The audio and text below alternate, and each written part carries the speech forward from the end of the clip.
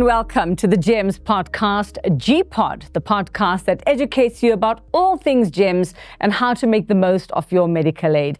I'm Yuveka Rangopal, and in this episode today, we have the GEMS internal audit team. Very important people. These are the people who provide assurance on risk management and governance elements of the scheme. Well, on today's panel, we are joined by three very special people. Mr. Bongani Bango, GEMS Senior Manager, Internal Audit. Say hi. Hello, And then we've got Vanessa Ngwenya Ndlovu, GEMS Senior Manager, Internal Audit Finance and Operations. Sounds very important. And then Miss Janine Jewel Noons, but because we're besties, she says I can call her Jules, GEMS Senior Manager, Internal Forensics. Welcome, everybody, and thanks for your time today. Thank you. So, Vanessa, we get to start with you. So you're the most important person. Does that mean that? All right. Well, we want to talk about the primary mandate of an internal audit function. It sounds very important. It's so wordy in an organization like yours. What is the primary mandate? So the GEMS internal audit primary mandate is to provide objective and independent assurance to the scheme.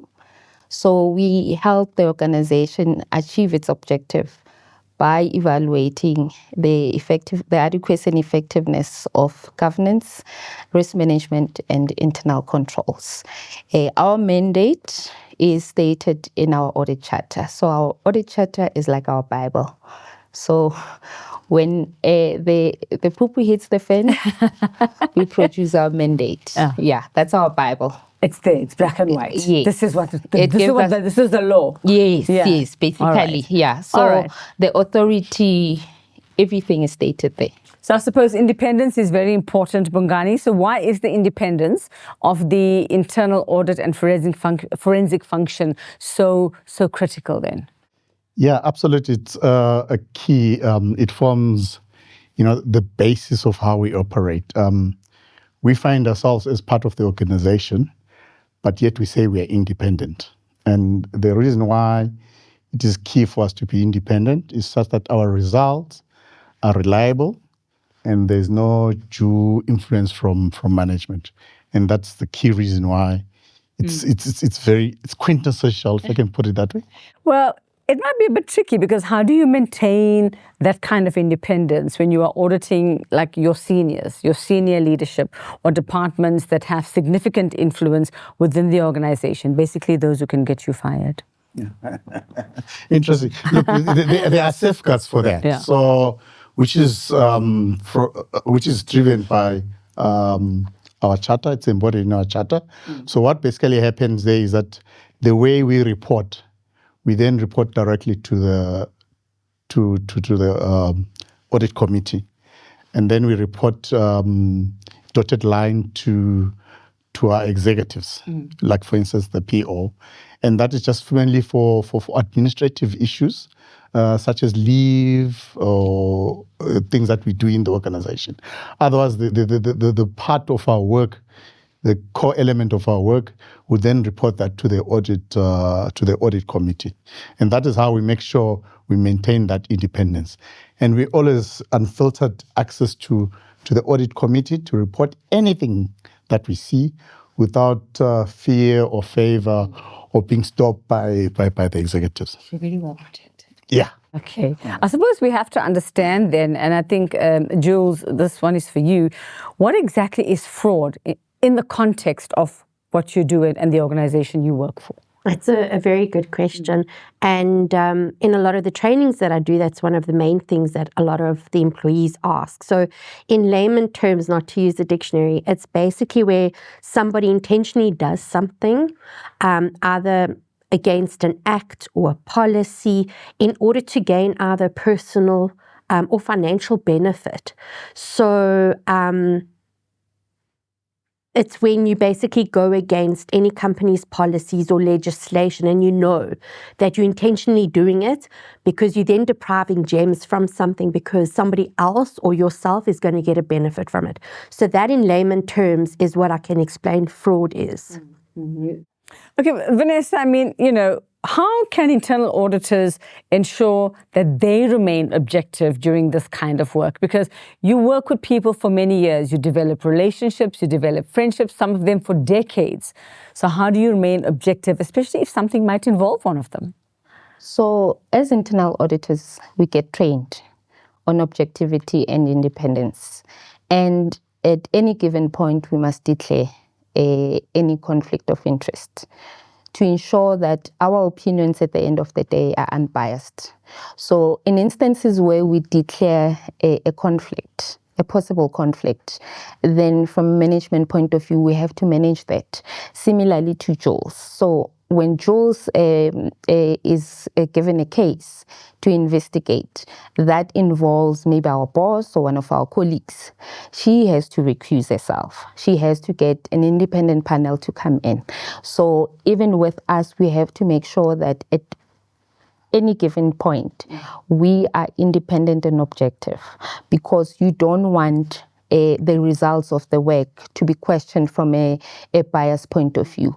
Also, we perform our reviews from an evidence-based. They are evidence-based because at some point in time, you might be called in to maybe in a court of law, to give evidence on what you've reviewed. So you must always make sure that you don't get into politics.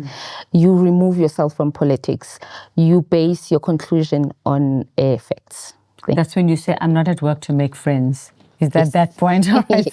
So that independent sort of panel of auditors that you're talking about, would they be the people who actually keep an eye on you? Because the question is, who audits the auditors or the internal audit function? Who does that? Not necessarily. So the independent function is there to supplement us. So from an internal forensics point of view, they are there to take on those cases where there could be possible conflict or where Jules does not have the capacity. In our case, we also have an internal audit panel. They also can supplement us, or they can try and cover the gap where we believe that there might be a potential conflict. So in terms of who audits the auditors, we have an internal QA function that audits us on a regular basis. So it's a quality assurance function, yes. And the quality assurance manager doesn't report to any of the senior managers. So they report directly to the chief audit executive. And on a 5-yearly basis, we get now quality reviewed by an independent external party that looks at our files. So all the results of the independent quality assurance get reported at the audit committee. So, Bongani, I want to know more about this audit committee that Vanessa just talked about. What role does this committee actually play in safeguarding the independence and objectivity of internal audit? I mean, how far does that extend the committee's duty and job? Thank you for that. So the internal audit committee is a subcommittee of the board, and their responsibility is to approve our charters, provide us with the powers that we have, and also look at the work that we do and give us direction on the areas that they want us to cover. And then we go and report back to them. And they're also responsible for appointing the chief audit executive, who at the end of the day, in as much as they report administrative to the PO, they would the chief audit executive would report back to the audit committee. So they look after our independence through approved documents, and also look at the periodic work that we report to them on a regular basis, whether we're still in line with what they require. Because at the end of the day, they're also responsible to report into the board based on what they've been mandated to do. All right, Jules, now for the juicy stuff. I want to know about all the different types of fraud, like the common types of fraud. What are people trying to do to hoodwink you out there? Okay, so according to the ACFE, which is Associated Certified Fraud Examiners, that is basically an association that looks after all forensic practitioners, and on a yearly basis, they do statistics. So there's 3 types of frauds, which is your asset misappropriation, it's your corruption, and then it's your financial statement fraud. So when people see fraud, they think it's just fraud, but actually fraud is broken into 3 parts. And the most common fraud, based on the latest statistics issued by the ACFE, is your asset misappropriation, funny enough, which means that anybody, an employee or an executive, is given an asset, so your laptop, for example, or access to a printer, and you basically misuse it, or you either steal it. So Or sell it. yeah, one of the 2 things. So, funny enough, asset misappropriation is actually one of the most common frauds at the moment. You would think that financial statement fraud was the biggest, but no, funny enough, it's not. Even corruption, I'm assuming that maybe if you look at the different globally, your different countries, for example, they would obviously have the most common types of fraud, but globally, asset misappropriation is the most common type of fraud at this moment. Interesting stuff. And imagine when you nab that person. I can just imagine the feeling you get. Bongani, now, how does the internal audit function align with the actual broader governance and risk management framework of your organization? So what our role then comes in is we provide assurance on the elements of risk management and the governance in the organization. You'd understand governance is very broad. It just forms the basis of which and rules and policies of which the organization on. So what we do in hindsight with our independence is just to make sure that the organization is aligning to those policies. And so we do that assurance. So in that sense, what we would then go independently and see that, usually get your first line, second line, and third line defense. Your first line, which is management, are they doing their activities based on the policies that they've been put on the organization? And you'd understand policies are put so that you can achieve the objectives of the organization. So we then go and do that checking, and that's how we provide assurance. At the end of the day, then produce reports to say, we believe that either management is aligning to the policies, or there are gaps, or there are areas of improvement that can be done, so that at the end of the day, we are able to achieve the objectives of the organization. And that's basically aligning to the governance of That sounds like a lot of work. Do you have to do this every day? Every month? Every year? Like how? It's exciting. Oh, wow. I'm glad you think so. It is very like exciting. A lot of work. Well, tell me how exciting, Vanessa, because, how do internal auditors actually deal with, say, potential conflicts of interest within the audits? And then what would be an example of a conflict of interest, if you can give us one as well? So basically, for example, if there is a relative that works in the organization and I have to go perform an audit in that function. Your relative? Yes. Okay. Then that's a perceived conflict of interest that has to be managed. Even if I can attest and say, no, I'm going to be independent and unbiased, but the fact that there is my relative or a close friend that works in that function, then there is perceived bias. So then I have to declare. And then I have to be recused from that audit to maintain the objectivity and independence of the function. So then someone else has to be brought in. So then any of the managers as well have to in and then review the work that was performed. Okay. Yeah. So you're keeping an eye on each other then in that case. Yes. All right, and now we get back to sort of combating fraud, and I'm loving your job, Jules. Let's talk about technology playing what role it actually plays in combating fraud, because so much is happening at the moment out there in that space. Definitely. As technology is evolving, so is fraud. And as businesses are also evolving, so does the fraud. So with regards to technology and specifically within GEMS, we're trying to rely a lot more on data analytics, as well as CATS. We call it continuous control monitoring. So this is basically a tool that we're trying to implement across GEMS, where it will pick up trends and anomalies. And those are the ones that will probably highlight potential red flags, which those are what we basically ask management and we go and investigate. So because technology is evolving so much, we have to rely on advanced tools and practices, especially within GEMS. As you know, fraudsters are now using emails and technology. Definitely. So you got your phishing, vishing, and smishing, which is evolved quite a lot. And it's all driven to try and take information from you so that they can use it in a fraudulent way. So, even your hacking, your cybercrime, that's also quite prevalent at the moment. You'll hear a lot in the news, a lot of cybercrime attacks, especially within government parastatals, where, they're asking for ransom money. So as fraud evolves, so do we need to evolve as well. And within GEMS, we try and identify the latest trends of what is happening out there. And we try and write articles and publish them on a quarterly basis and share it with the staff. As you know, our staff are our front line of defense. They are our ears and eyes. Unfortunately, in audit, we're only the third line of defense. So we only see things after they've happened. So we always try and educate our staff as much as we can, so that they can prevent and see things before it actually happens. Yeah, I mean, you have to be on top of everything because these guys are always one step ahead. Always one step ahead. Always. And I often say, if they took that skill and actually did something good with it, can you imagine how much good we would could do in the world? Bongani, can an internal audit function be truly independent if it reports to the CFO or other senior executives?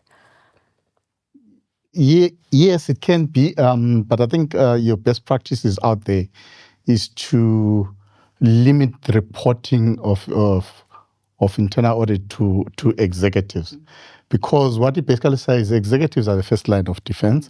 And if I can give an example, let's say we are reporting to the CFO. We are required to do a project in the CFO's office, and then we come up with adverse findings. That becomes very difficult for the CFO to probably accept, because all he does is says, whatever you're supposed to do, you're not doing well, and and at the same time you're being told by someone that reports to you.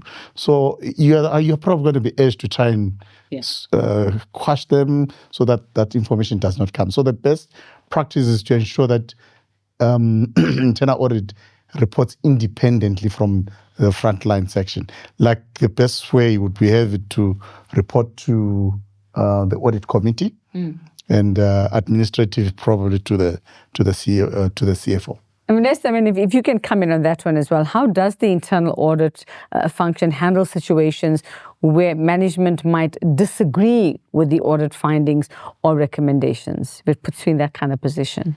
Yeah, I think that's our daily bread. We often don't bring good news. Although we try and balance. When they see you, they know it's bad news coming. So we often try and balance, but you have to have good negotiation skills and you have to highlight the risks. So management, because in some instances, findings are used as part of performance management. So you can just imagine when you go report to someone and tell them that you've got so many findings, and then start thinking about their bonus. They're not going to receive those news well. So you have to try and show them the bigger picture. Because remember when you spoke about our mandate is to assist the organization achieve its objectives. So whatever that we report on and we raise is to still try and assist you to achieve those objectives. Because then we're saying, here are the red flags. Try and fix them before it's too late, so that you can still have an opportunity to achieve your objectives. So you negotiate with them and you show them that if you don't address the issues that we are raising, this is the impact. And this is the likelihood in which it will impact you as a function or as GEMS, as an organization. So we help management try and close all the gaps in order to achieve their objectives. So that's how you would negotiate and say, let's look at the bigger picture. If we don't address the issues of financial sustainability, it could impact us in that tomorrow you might not be paid. So they have to see the bigger picture. Well, that's all you have to say. You might not be paid, and that's it. And you bring it home. You bring it home. Yeah, Yes. we're all not going to get paid. Yes. Food parcels for everyone. So, I mean, and I'm glad you mentioned red flags, because coming back to you, Jules, in terms of fraud, what are the red flags? I mean, what are you seeing? What indicates to you that something is not right? Someone's trying to do something. Yes, that's a very good question, and I get asked that quite a bit as well from management.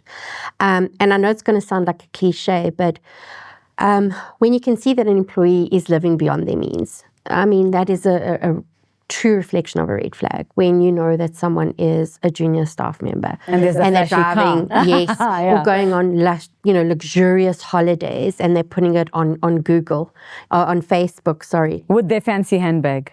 Yeah. Yeah, the genuine one, not the fake Yeah, one. the genuine one. Yes. Then, I mean, that is definitely a red flag. Also, another instance is where employees don't want to go and leave.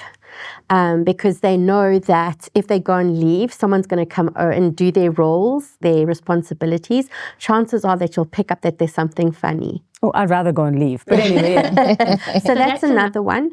Also, when you pick up patterns where a person's behavior starts changing, when they become more secretive, they want to operate more in a silos. They don't want you to get involved in what they do in their daily functions and responsibilities. Those are generally the red flags that you would pick up. Also, when you hear chatter, I know with us as colleagues, we talk a lot to each other, and you'd also pick up, for example, where someone's under financial burden, financial strain. That's a concern as well that you need to be worried about when you hear that someone is quite a bit in debt, because then they're pushed in particular situations or corners where they have to try and find themselves a way of getting out of it, either through, fraudulent transactions or colluding with a service provider, bribery, etc. So, yeah. So you've got to have your ears to the ground, your eyes open. That must not make you the most popular person in the building. They probably run when they see you coming. They're like, let's go hide and eat our lunch in the toilet. I don't know. Yeah, as an FYI, I don't really get many people that sit next to me. But anyway. Oh, shame. I'll be your friend, Jules. It's okay. You can come sit next to me the next time. So, I mean, and we spoke a little bit about it earlier, but how has fraud evolved over time? You spoke about the different methods just a short while ago. But in terms of evolving and the different methods that they're using, and also ways that even the most intelligent people are getting caught, the most cautious people are getting caught. So now, I mean, with the 21st century that we're looking at, and the change in the AI and technology, we are now facing situations where they're using AI quite a lot. So I've heard of an incident, thank goodness, not at GEMS, where they used AI to represent or, to mask themselves as the CFO, even the voice to such an extent. They actually joined a Teams meeting and they instructed staff to release specific payments.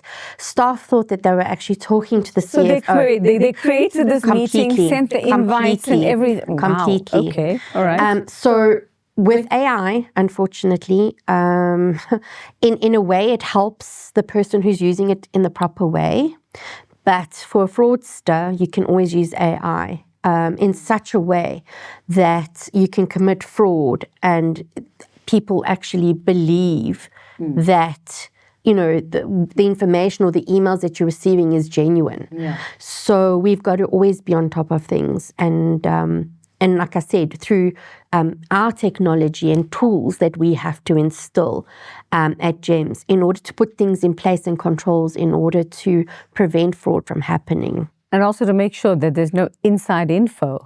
That also must be a bit of a challenge because they're getting the information from somewhere. Agreed. And is that sort of the latest trend, is the use of AI in this? Very or much are there so. Others as well? And I think also probably data leaks or information leaks, let me rather say, where they get specific information from individuals and then they can obviously use the AI in such an advanced way in order to commit the fraud. So yeah, it's a big challenge, and it's something that I think many organizations find it difficult, and everyone's just trying to be a step ahead, attending various conferences, around fraud specifically, like the ACFE conferences, ICFP, reading the latest things in the articles as well, working very closely with your ICT guys within the cybersecurity space as well. That's all one can hope for. And then obviously training your staff, which is very important, where they pick up certain suspicious, emails or something that they can then, just check with you and say, is this legit or not legit? So what does somebody do? What is the process if you suspect fraud, if you think something fishy is going on here?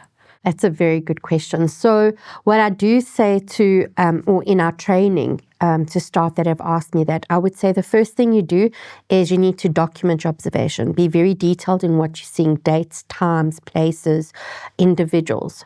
Then the second thing that I would do is make copies, gather as much information as you possibly can, evidence, make copies of that, because when you do phone the whistle hotline, for example, GEMS has one. Yeah. You have a whistleblower hotline? Yes, we do, which is run by an independent organization.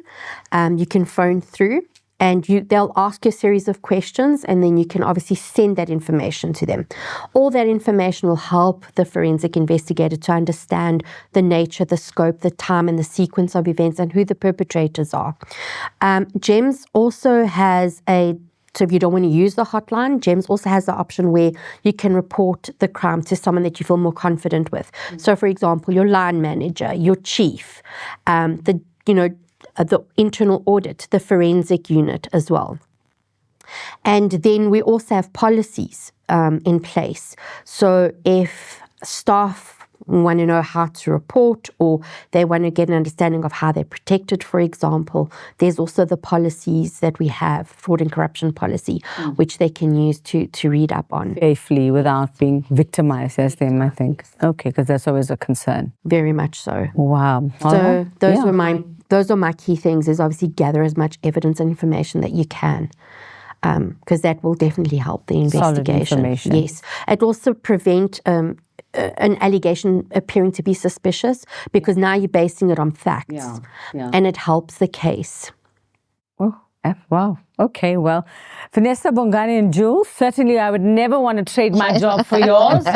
Firstly, I'll have no friends, and I'll be eating my lunch alone. But thank you so much for sharing. And I think it's very comforting to know that there are people like you who do those things, so that even members are kept safe in a way as well, because if you suffer, they suffer.